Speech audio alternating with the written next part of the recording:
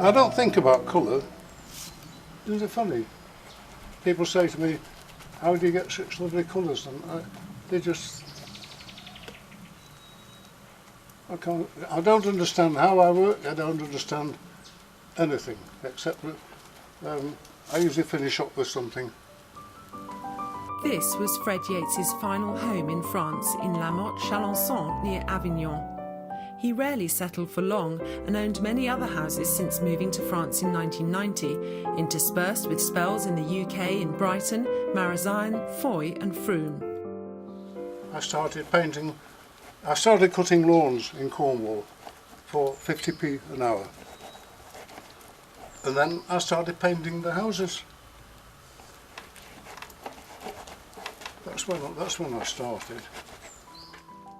It was in Cornwall that Fred's painting career began in earnest. He moved to Foy at the age of 46 in 1968.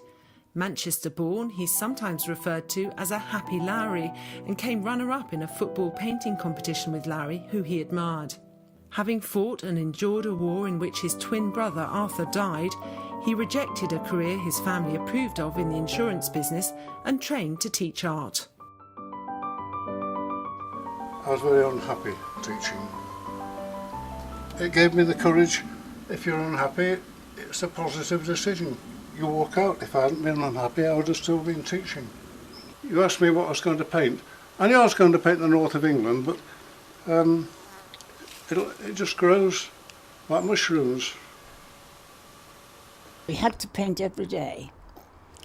And he had this little house in Foy. He would paint either in his garden or in his little kitchen or anywhere. And at the end of the season, he was always broke. Mary Flint owned the Boscandel Manor Hotel and was one of many locals Fred got to know in the area who became sellers and then collectors of his work. Nancy Hall, like Mary, recognised his talent and bought an important work. The painting is a sailor taking a lady to bed. So I said to Fred, "Fred, you have never taken a lady to bed."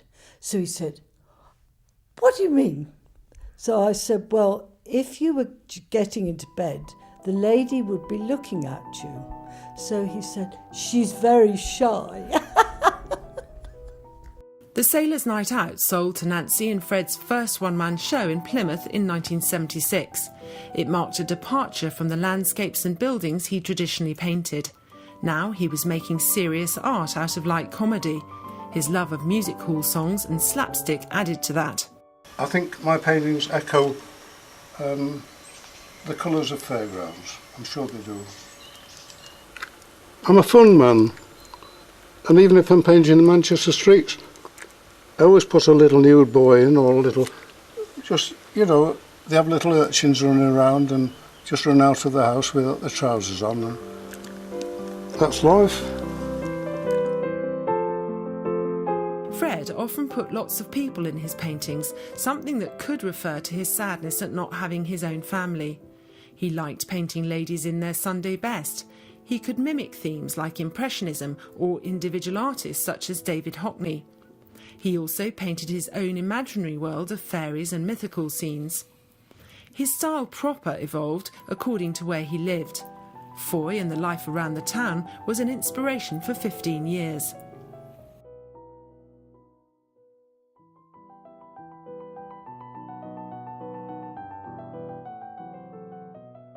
He moved to St Just in 1984, then Newlyn and then Lostwithiel, to maintain privacy and to be able to paint freely. He also sought recognition in the art world. And it caused a bit of a ruckus, you know, there was a lot of controversy maybe around some of the exhibitions, and there was something around that he seemed to really like and enjoyed. It was a bit sort of provocative, and I think it drew something out in him, and I think he sort of felt like he'd found a bit of a sort of kindred spirit. Fred's talent thrived when he began showing in London at the John Martin Gallery in 1992.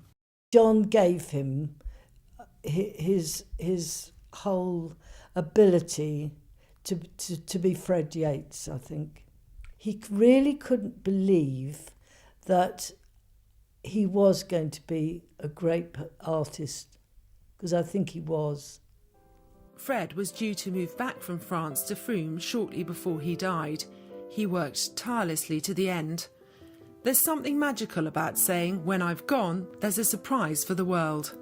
For this was Fred's overall aim, to give pleasure through his paintings.